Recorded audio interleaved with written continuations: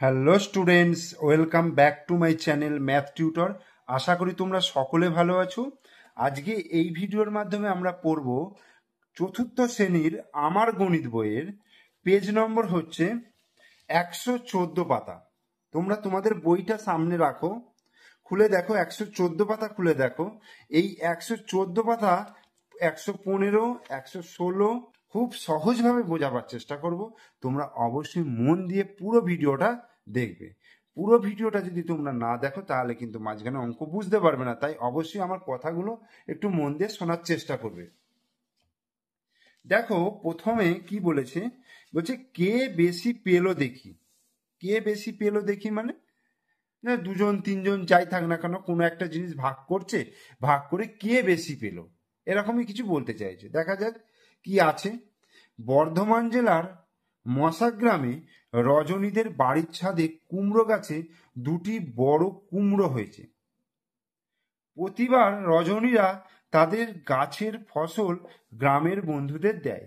এবার অনিল জেঠু কুমড়ো চেয়েছেন, তাই রজনী গাছ থেকে একটি কুমড়ো পেড়ে সমান 4 ভাগ করলো। একটা কুমড়ো পেড়ে সেটাকে 4টে ভাগ করলো। 4টে ভাগের মধ্যে 2 ভাগ অনিল জেঠুকে আর 1 ভাগ রহমান চাচাকে দিল। বাকি ড্যাশ ভাগ বাড়ির জন্য রাখলো। তাহলে একটা কুমড়ো 4টে ভাগ করলো।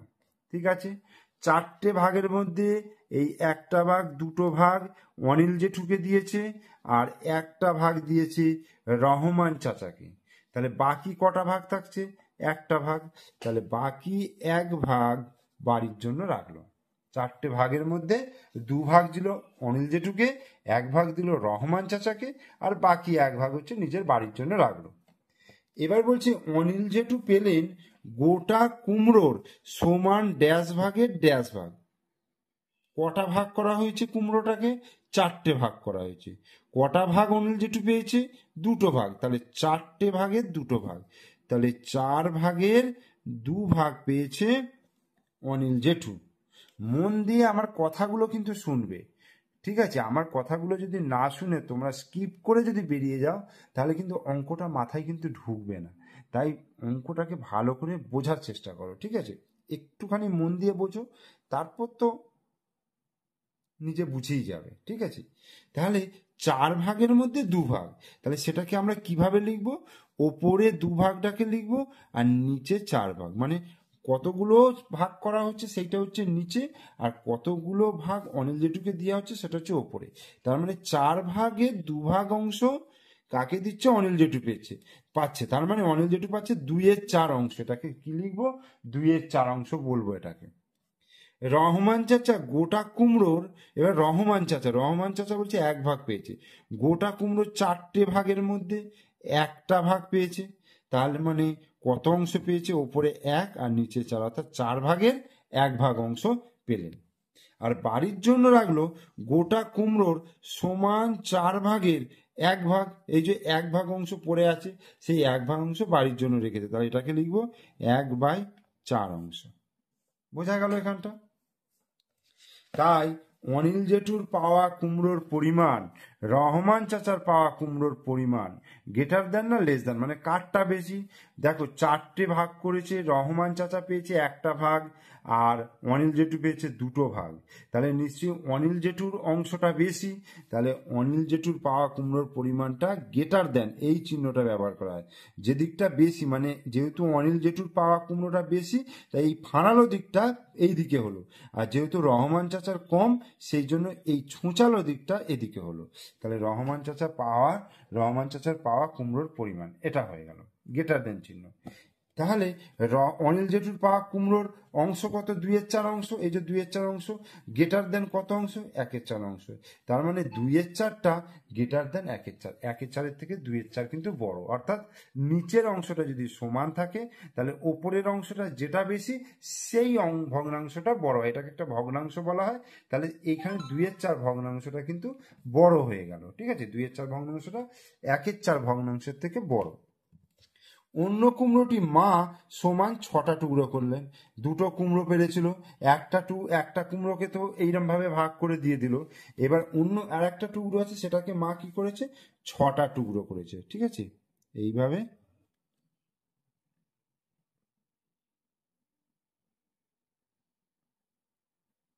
এই যে 1 2 3 4 5 6টা টুকরো করেছে কুমড়োটাকে।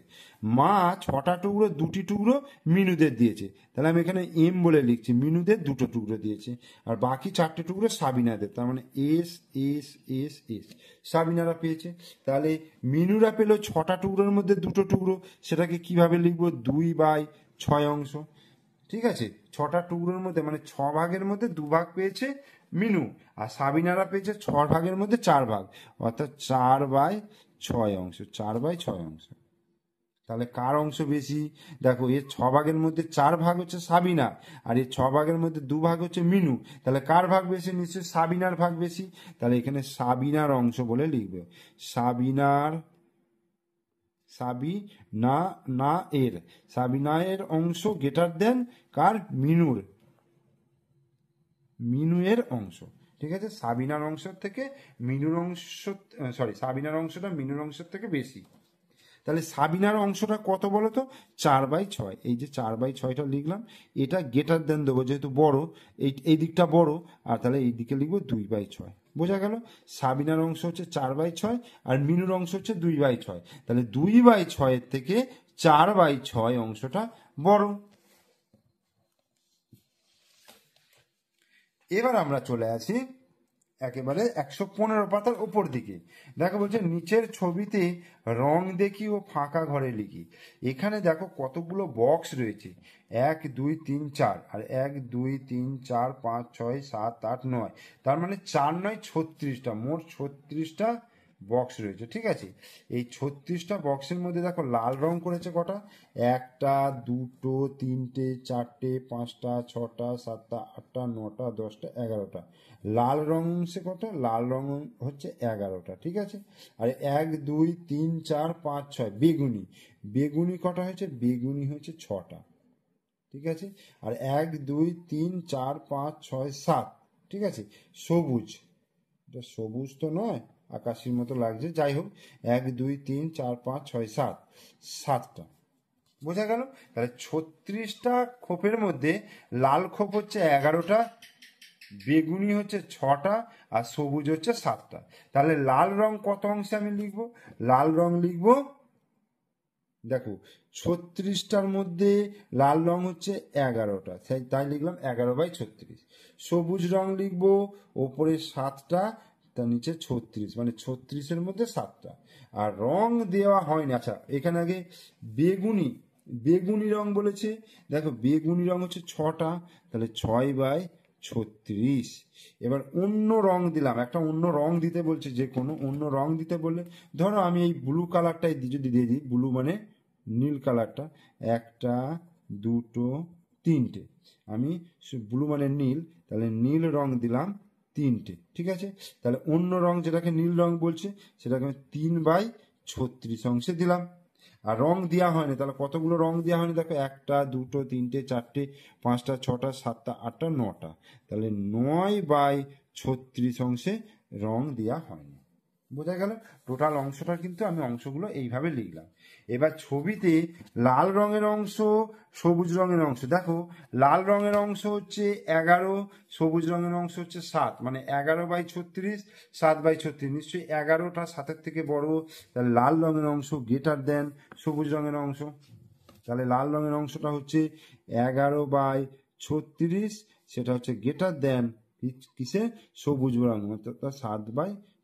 তাহলে 7/36-এর থেকে 11/36টা হচ্ছে বড়। আবার বেগুনি রঙের অংশ, দেখো বেগুনি রং হচ্ছে এইটা, সেটা হচ্ছে সবুজ রঙের অংশের থেকে কি হবে, কি মনে হচ্ছে? বেগুনি রংটা হচ্ছে কম। দেখো বেগুনি রং কতগুলো আছে? 6টা, আর সবুজ রং হচ্ছে 7টা, তাহলে বেগুনি রংটা হচ্ছে কম হয়েছে, তাহলে লেস দেন চিহ্ন বলা হয় এই চিহ্নটা। তো ছুঁচের দিকটা হচ্ছে বেগুনি দিকটা হচ্ছে কম। তাই বেগুনি রঙের অংশ তাহলে কি হচ্ছে? বেগুনি রঙের অংশ তাহলে কত হচ্ছে? 6/36। এটা লেস দেন, এটা হচ্ছে সবুজ রংটা হচ্ছে 7/36। এরপর দেখো বলছে ছবিতে আমার দেয়া অন্য রঙের অংশ আর সবুজ রঙের অংশ। আমার দেয়া অন্য রঙের অংশ দেখো কটা ঘর আছে, একটা দুটো তিনটে চারটে পাঁচটা ছটা, না সরি আমার তো তিনটে বেগুনি রং নীল রং দিয়েছি, একটা দুটো তিন, নীল রংটা আমি দিয়েছি, তাহলে একটা দুটো তিনটে, আর সেটা সবুজ রঙের থেকে নিশ্চয়ই কম, দেখো সবুজ রঙের এতগুলো রয়েছে, তাহলে কি লিখবো, ছবিতে আমার দেয়া অন্য রঙের অংশ লেস দেন সবুজ রঙের অংশ। তাহলে অন্য রঙের, তাই আমার দেয়া অন্য রঙের অংশ হচ্ছে 3/36 লেস দেন সবুজ রং হচ্ছে 7/36। আর ছবিতে রং না দেওয়া অংশ কত ঘর আছে, দেখো 9টা ঘরে, 9টা ঘরে রং দেওয়া হয়নি, আর সবুজ রঙে কটা আছে 7টা, তার মানে রং না দেওয়া অংশটা হচ্ছে বেশি, এটা গ্রেটার দেন সবুজ রং, তাহলে এটা হচ্ছে 9/36 গ্রেটার দেন 7/36। ওকে, পেলাম ভগ্নাংশের হর সমান রেখে লব বাড়ালে বা কমালে ভগ্নাংশের মান বাড়ে বা কমে। খুব ইম্পর্টেন্ট জিনিস, আমি যে এতখানি করলাম এখান থেকে কনক্লুশন কি পেলাম, যে ভগ্নাংশের হর সমান রেখে, অর্থাৎ এই যে করলাম এখানে যখন সবকটা ভগ্নাংশের হরে 36 আছে, আর ওপরগুলো কোনোটা 6, কোনোটা 7, কোনোটা 11, কোনোটা 3 এরকম আছে, তাহলে যেটা ওপরেরটা বেশি সেটা ভগ্নাংশের মান হচ্ছে বাড়ে, ঠিক আছে, আর যদি ওপরের অংশটা কমে যায় তাহলে ভগ্নাংশের মান কিন্তু কমবে। বোঝা গেল? এটা খুব ইম্পর্টেন্ট কনক্লুশন একটা। এরপরে আমরা চলে আসছি 116 পাতা। নিজে তৈরি করি, বলছে সাহানারা একটা আয়তক্ষেত্রাকার কাগজ নিল, ঠিক আছে, নেওয়া হলো, সেই কাগজটিকে ঘর কেটে সমান অনেকগুলো ভাগ করলো, সব ঘরে রং করলো, ঠিক আছে, ভাগ করা হলো 1 2 3 4, 1 2 3 4 5 6, 424টা, তার মানে মোট ঘর হচ্ছে 24টা। এইবার সবুজ রং, কমলা রং, নীল রং, অন্য রং এরকম দিয়েছে, ঠিক আছে, তাহলে সবুজ রং আমি ধরো সবুজ দন্তস্ব বলে লিখছি, সবুজ সবুজ সবুজ সবুজ সবুজ, 5টা ঘরে সবুজ রং দিলাম, ঠিক আছে, তাহলে সাহানারা সবুজ রং দিল কটা, আমি 5টা রং দিলাম, 5টা কটার মধ্যে 24টার মধ্যে, তাহলে 5/24 অংশে সবুজ রং দিলাম। এবার কমলা রং দিচ্ছে, কমলা রং ধরো দিলাম, কমলা কমলা কমলা কমলা কমলা কমলা কমলা কমলা কমলা, তাহলে 1 2 3 4 5 6 7 8 9টা, তাহলে 9টা ঘরে কমলা দিলাম, 9/24 অংশে তাহলে কমলা রং দিলাম। আর নীল রং দিচ্ছে দেখো, নীল নীল নীল নীল, 4টে ঘরে নীল রং দিলাম, 4/24, এটা হলো। আর অন্য রং দিলাম, অন্য